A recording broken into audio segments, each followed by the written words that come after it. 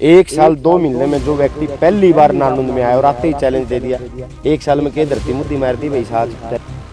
मेरी आपसे एक निवेदन है, अपनी टिकट का जुगाड़ कर लिया। गुरु की बात करे है, बाबू बेटिया की बात करे है, वो तो बड़े पहलवान है। बड़े पहलवाना की सलाह तो मैं अपना जरूरत पड़ेगी तो ले लो।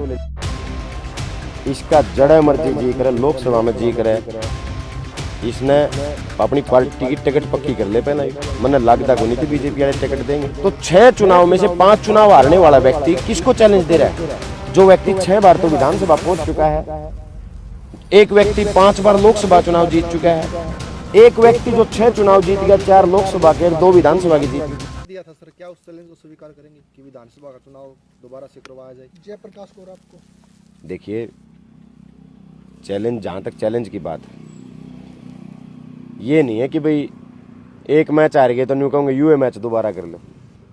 उसके लिए अगले मैच के लिए अगले टूर्नामेंट का इंतजार करना होता है।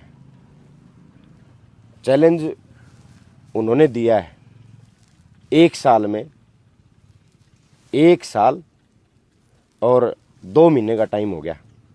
1 साल 2 महीने में जो व्यक्ति पहली बार नालंद में आया और आते ही चैलेंज दे दिया, एक साल में के धरती मुद्दी मार दी भाई साहब। चैलेंज दे दिया कि मैं यूं तो हो कि भाई हाँ भाई टाइम हो लिया है, 4-5 साल बीत गए, मैंने इतना ज़्यादा काम करा दिया, मैंने तो इतने काम करवा दिए हैं इस नालंद में बिना हार के भी, और जो भाई जीता हुआ है वो कुछ नहीं करवा पा रहे।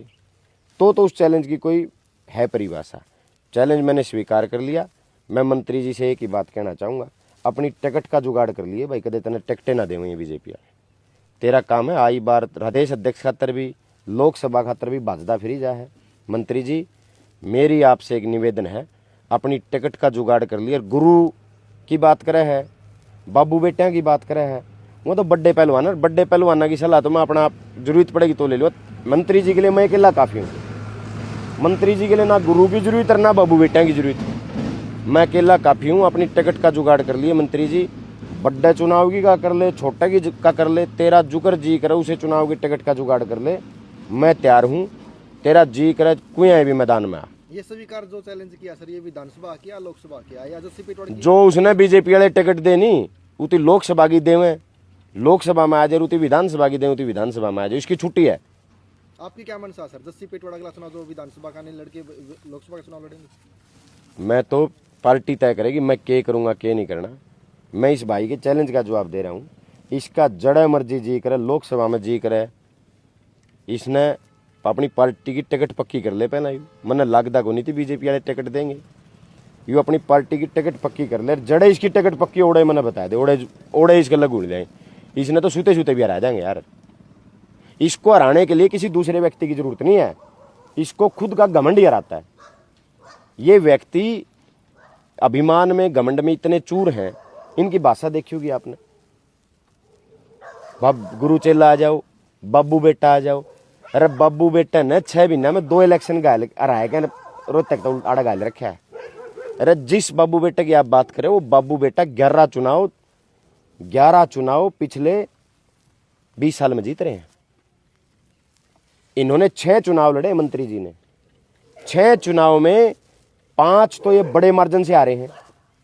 और लोकतंत्र में जनता की आवाज सबसे बड़ी आवाज होती है। जोन सा एक जीता है, जोन सा एक चुनाव ये जीते हैं, उस एक चुनाव में लोग नुके हिमलेती सेटिंग करके जीते, रोल करके जीते हैं।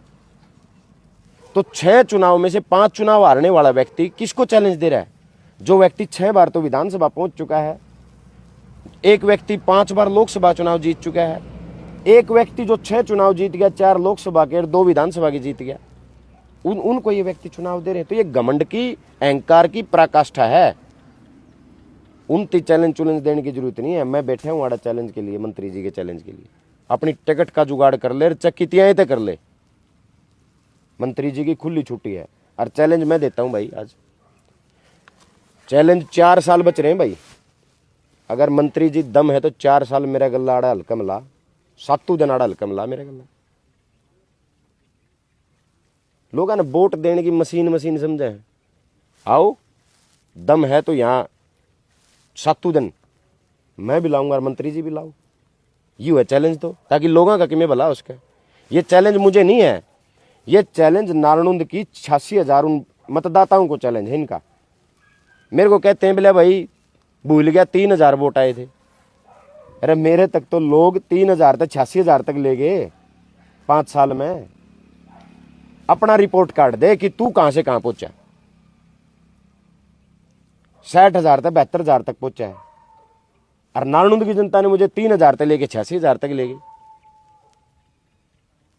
और जब ये मंत्री जी चुनाव लड़ने नारायणुंद में आए थे, ये सीट भारतीय जनता पार्टी की सीट थी। 2005 में यहां से भारतीय जनता पार्टी के विधायक थे रामकुमार गौतम जी। और जब ये 2009 में लड़े ना बीजेपी से, सीट बीजेपी की होते हुए तीसरा नंबर आए।